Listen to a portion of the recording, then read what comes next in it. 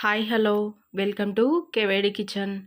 ఈరోజు వీడియోలో సింపుల్గా ఒక స్నాక్ని చేసి చూపిస్తాను. నచ్చితే ఒకసారి ఇలా ట్రై చేసి చూడండి. సింపుల్గా వీటిని పేనీలని అంటారు. ఈ పేనీలు చూడ్డానికి మనకు షాప్లో దొరికే ఫైన్ బిస్కెట్ ఎలా ఉంటుందో అదే విధంగా ఉంటాయి.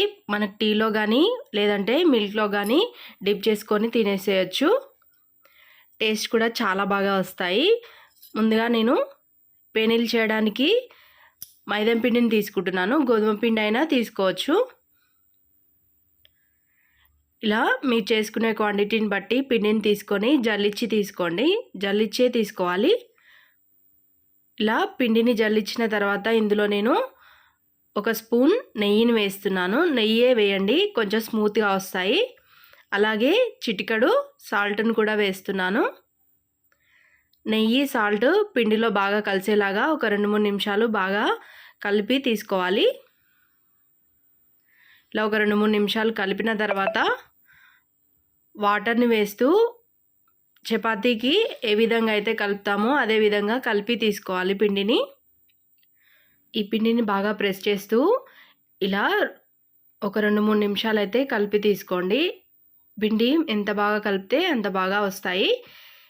ఇలా ఒక 2-3 నిమిషాలు కలిపిన తర్వాత మూతను పెట్టి పక్కకు పెట్టేసేయండి.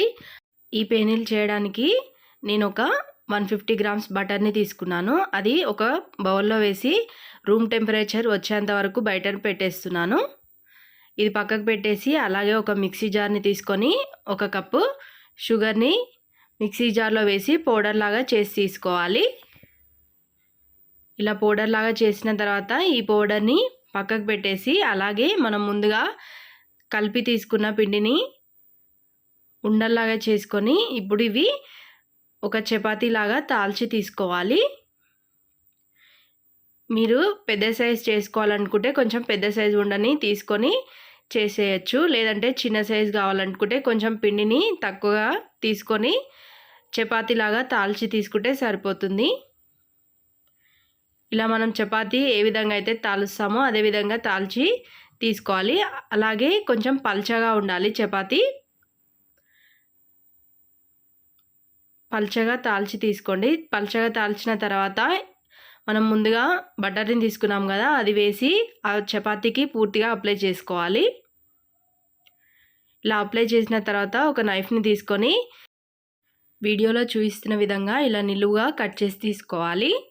మీరు లేయర్స్ ఎక్కువగా ఉండాలనుకుంటే ఇంకొంచెం సన్నగా కట్ చేసి తీసుకోండి. బటర్ని మాత్రం కొంచెం ఎక్కువగానే అప్లై చేయాలి. అలా అయితేనే లేయర్స్ లాగా వస్తాయి.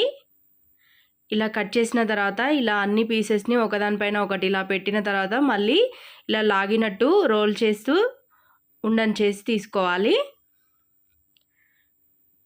ఇలా చేసిన తర్వాత మళ్ళీ కొంచెం పొడి పిండిని చల్లుకుంటూ కొంచెం మందంగా తాల్చి తీసుకోవాలి. మరి ప్రెస్ చేస్తూ అయితే తాలవకూడదు, కొంచెం మందంగానే ఉండాలి. మిగతావి కూడా ఇదే ప్రాసెస్లో ఇలాగే ట్రై చేసి చూడండి. బటర్ని మాత్రం కొంచెం ఎక్కువగానే అప్లై చేయాలి. ఇలా బటర్ అప్లై చేయడం వల్లనే లేయర్స్ లాగా వస్తుంది. మీరు కావాలనుకుంటే బటర్ కూడా అప్లై చేసిన తర్వాత కొంచెం పొడిపిండిని కూడా చల్లి తీసుకోవచ్చు. అలా వద్దనుకుంటే ఓన్లీ బటర్ ఒకటే అప్లై చేసైనా చేసి తీసుకోవచ్చు. ఈ పేనీలని ఫ్రై చేయడానికి నేను స్టవ్ ఆన్ చేసి ఒక ప్యాన్ని తీసుకున్నాను. అలాగే డీప్ ఫ్రైకి సరిపడా ఆయిల్ని కూడా వేస్తున్నాను. ఆయిల్ వేడైన తర్వాతనే మనం ముందుగా చేసి తీసుకున్న పేనీలను ఒక్కొక్కటిగా వేస్తూ ఫ్రై చేసి తీసుకోవాలి. ఈ పేనీలను ఆయిల్లో వేయగానే గరిటె పెట్టి కలపకుండా ఒక సైడు ఫ్రై అయిన తర్వాతనే మరొక సైడు తిప్పి 2 సైడ్స్ బ్రౌన్ కలర్ వచ్చేంత వరకు ఫ్రై చేయాలి.